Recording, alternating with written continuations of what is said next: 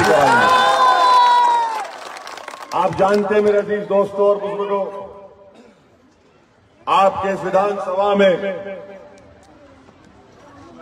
आप देखते हैं कि फसादी चौक से मुजफ्फर चौक रोड काम बिल्कुल नहीं हुआ। तेरा घाट पर हमेशा ट्रैफिक जैम रहता है और कांग्रेस के लोग आकर इलेक्शन में कहते हैं कि हमको वोट दे दो। शिक्षा के मैदान में, तालीम के मैदान में आप जानते हैं स्कूल है तो टीचर नहीं है, और अगर कॉलेज तो है ही नहीं यहां पर। हमारे बच्चे और बच्चियों के लिए आला तालीम के लिए कॉलेज नहीं है, डिग्री कॉलेज नहीं है। मैं आपके दरमियान में खड़े होकर इस बात का वादा कर रहा हूं, हमारी मां और बहनों को पैगाम दे रहा हूं कि आप यहां से मजलिस इत्तेहादुल मुस्लिमीन को कामयाब करिए। हम इंशाअल्लाह ताला तेरा घाट पर एक नया कॉलेज, हायर एजुकेशन का कॉलेज कायम करेंगे इंशाअल्लाह। यहीं के मासूम बच्चे और बच्चियां पढ़ाई के लिए पटना जाते हैं और पटना जाकर वहां पर छोटे छोटे कमरों में मुश्किल से रहकर पढ़ाई या तालीम हासिल करते हैं, शिक्षा हासिल करते हैं। क्या यहां पर इंतजाम नहीं किया जा सकता? जरूर किया जा सकता और किया जाएगा इंशाअल्लाह ताला। मेरे अजीज दोस्तों और बुजुर्गों, यहां पर बाढ़ आती है और जब बाढ़ आती है तो यहां के विधायक गायब हो जाते हैं। नरेंद्र मोदी की सरकार ने एक जालिमाना लॉकडाउन पूरे देश में, पूरे मुल्क में और बिहार में लगा दिया, और लॉकडाउन के बाद जब यहां के नौजवान बच्चे जो बिहार से बाहर जाकर रोजगार के लिए, अपनी गरीबी और अपना पेट काटने के लिए जब वो वापस आते हैं तो उनको क्वारंटाइन सेंटर में रख दिया जाता है। उस वक्त भी कांग्रेस का कोई विधायक नजर नहीं आता वहां पर। आखिर क्या वजह है? आखिर क्या वजह है कि कांग्रेस का विधायक नजर नहीं आता? इसका जिम्मेदार कौन है? इसका जिम्मेदार वो लोग हैं जिन्होंने आपको कहकर आपका वोट चोरी किया कि हम आपके मसाइल को हल कर देंगे। मेरे अजीज दोस्तों, मेरे बुजुर्गों, मेरी इज्जतदार मां और बहनों, आप जानते हैं कि पार्लियामेंट का जब सेशन होता है तो पार्लियामेंट जब चलती है तो अल्लाह के फजल व करम से मजलिस इत्तेहादुल मुस्लिमीन के 2 रुकने पार्लिमान हैं। आप बताइए कि जब भारत की संसद में CAA NPR NRC का कानून लाया गया, पूछिए इन कांग्रेस के लोगों से, पूछो इन कांग्रेस के लोगों से कि नरेंद्र मोदी की सरकार के सामने अगर किसी ने बेबाक तरीके से हुक्मरानों की आंखों में आंखें डालकर पूरे भरी पार्लियामेंट में हमने खड़े होकर कहा ये CAA NPR NRC का कानून भारत के आईन और भारत के संविधान के खिलाफ है, ये मजहब की बुनियाद पर मुसलमानों से नाइंसाफी करता है, और हमने नरेंद्र मोदी की सरकार के सामने, ये कांग्रेस के 55 MP हैं और हमारे 2 MP हम लोग, हमने खड़े होकर 540 की भारत की संसद में नरेंद्र मोदी के 308 MPओं के सामने उस कानून को फाड़ कर बता दिया कि हम इस कानून को नहीं मानते, नहीं मानते। ट्रिपल तलाक का मसला आया, ट्रिपल तलाक का मसला आया जो हमारे तहजीब और तमद्दुन के, हमारे कवानीन के खिलाफ है। किसने खड़े होकर ट्रिपल तलाक के मसले की मुखालिफत की? किसने कहा कि मुस्लिम महिलाओं के खिलाफ है? किसने उस कानून की दलाइल के साथ धज्जियां उड़ाई? पूछो इन लोगों से, इनका मुंह नहीं खुलता कांग्रेसियों का। ट्रिपल तलाक के मसले में हमने आवाज उठाई। दिल्ली में फसाद हुआ, 20 से ज्यादा मसाजिद, दरगाहों को जला दिया गया, ये नुकसान पहुंचा दिया गया। 60 से ज्यादा लोग मर गए, मार दिए गए। एक बड़ी तादाद उसमें अकलियतों की थी।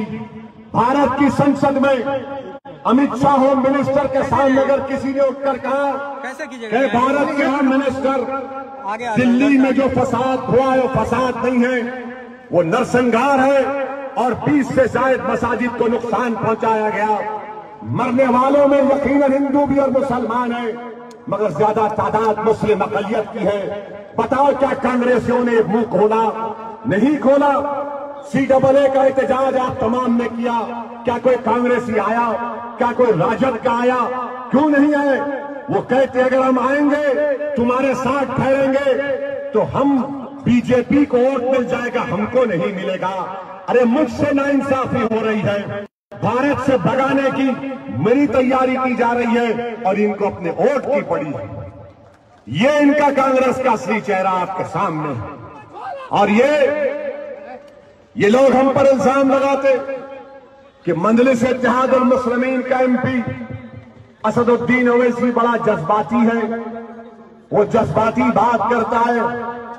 मेरी बात सुनो मेरे भाई, अगर किसी के सामने उसकी औलाद की तालीम का इंतजाम नहीं होता, उस बच्चे का बचपना स्कूल में नहीं गुजरता, वो बच्चा बड़ा हो जाता है, उसको रोजगार नहीं मिलता, वो बच्चा बड़ा होकर अपने ज़ईफ माँ बाप के लिए बहादुरगंज छोड़कर पंजाब हरियाणा चला जाता है। जब उसके माँ बाप घर में होते हैं, उनसे कहा जाता है कि तुम घुसपैठी हो, CAA के कानून में तुमको घुसपैठी करार दिया जाएगा। सैलाब आता है, लाखों एकड़ जमीन कट जाती है। उस नौजवान से पूछो जिस पर ये सब गिरता है तो क्या जज्बात में आएगा? वो थाली मारकर बोलेगा बहुत अच्छा हो रहा है। मैं उस नौजवान की जज्बात की तर्जुमानी करता हूं, उसके दिलों में छुपे हुए गुस्से को अपनी जबान पर लाकर ये इख्तिदार की कुर्सियों पर बैठने वाले जालिमों से आपके हक का मुतालबा करते हैं। अगर इसको जज्बाती कहते हैं तो मैं अपने जज्बात की को बरकरार रखूंगा, क्योंकि गरीबों की इंसाफ की लड़ाई हम लड़ रहे हैं। आप बताइए, 30 साल से 20 साल से मीठी मीठी बातें कर करके वोट हासिल किया गया, हमको कहते वोट काटने आए हैं। अब मेरे सवाल का जवाब दो पापियों कांग्रेसियों, सुनो तुमको सवाल करते जवाब दो। और मेरा सवाल बीजेपी के नरेंद्र मोदी और अमित शाह से भी है। मैं आज के इस जलसे से आपसे कहना चाहता हूं कि बिहार में मुस्लिम अकलियत की आबादी 17% है। बिहार में मुस्लिम अकलियत की आबादी 17% है। यादव भाइयों की आबादी 14% है। कितनी है? मुस्लिम अकलियत की 17%। हमको बोलते ना वोट काटने आए, हम किसी के एजेंट बन के आए हैं। मैं यादव भाइयों को सलाम करता हूं, वो 17% है, मगर तुमको मालूम बिहार की असेंबली में उनके कितने विधायक हैं? मालूम आपको? बिहार के विधानसभा में हमारे यादव भाइयों के कितने विधायक जीत कर जाते हैं? आपको मालूम कितने मुस्लिम अकलियत जीत के जाते हैं? मैं बहादुरगंज की जनता से, बिहार की जनता से मेरा एक सवाल है, आपको मालूम कि हमारे यादव भाई 14% है। 55 से ज्यादा उनके विधायक जीत कर जाते हैं। आबादी में हिस्सा 14%, मुस्लिम अकलियत 17%। बताओ तुम्हारे कितने विधायक जीत के जाते? बताओ। मैं तो एजेंट हूं ना, आप जवाब दो, कितने जीत के जाते? किसी को मालूम? आपको मालूम? किसी को मालूम? सुनो, सिर्फ 23 जीत कर गए। 17% है और 23 जीत कर जाते, हमको उंगली उठाते हैं, हमको उंगली उठाते हैं। अरे शर्म आनी चाहिए इन लोगों को। 17%, 23, 14%, 55 से ज्यादा। मैं क्या इनका गुलाम हूं? मुझे भी तो अपनी आबादी के बराबर हिस्सा मिलना चाहिए, नहीं मिलना चाहिए? हिस्सेदारी मिलनी चाहिए, नहीं मिलनी चाहिए? क्या हम क्या किराएदार करोड़ अदा करेंगे या मालिक बनेंगे? जब मालिक बनना है तो मालिक की तरह बिहेव करो। ये दिमागों से निकाल दो कि हम किसी की गुलामी करने नहीं आए, ना हम पटना में बैठने वाले कुर्सियों से डरने वाले हैं। हम सिर्फ अल्लाह से डरने वाले हैं, हम किसी और से नहीं डरने वाले हैं। हाँ, जो हमारे बड़े और बुजुर्ग हैं उनकी इज्जत करेंगे। इखलाक से पेश आएंगे। मगर अगर कोई कहेगा कि मैं तुम्हारा बड़ा हूं, मुझसे डरो, मैं कहूंगा नहीं डरता हूं, मैं तुमसे नहीं डरता हूं तुमसे। चाहे मेरी इस राह में हमारी जिंदगी चले जाए, मगर डरना है तो रब्बे करीम से डरना है। इनका मिजाज क्या है कि हमसे डरो, हमारे फेंके हुए टुकड़ों पर जिंदगी गुजारो और हमारी गुलामी करो। ये मेरा मिजाज नहीं है मेरे भाई। हाँ, गुलामी अगर करना है इन गरीबों की करने तैयार हूं, और अगर मेरे गले में किसी के गुलामी का तौक है जिसको मैं फख्र के साथ पहनता और पहनता रहूंगा जब तक जिंदगी वफा करती रहेगी, मैं मोहम्मद मुस्तफा सल्लल्लाहु अलैहि वसल्लम के गुलामों का गुलाम हूं। मेरे अजीज दोस्तों और बुजुर्गों, ये मिजाज आपको देने आए। क्या हम हमारे यादव भाइयों की तरह 50 एमएलए नहीं जीता सकते? नहीं जिता सकते? जिता सकते हैं, नहीं जिता सकते? डरिए मत, खुल के बोलिए, जोर से बोलिए, पूरी ताकत से बोलिए, पूरी शिद्दत से बोलिए, इतना जोर से बोले कि पटना में बैठने वालों को मालूम हो जाए कि बहादुरगंज की जनता खड़ी हो गई है। ये मिजाज आपको पैदा करना है। खामोश रहकर आंखों में आंसू लाके रोने से कोई सुनने वाला नहीं है। अब आंख में आंसू नहीं आएंगे।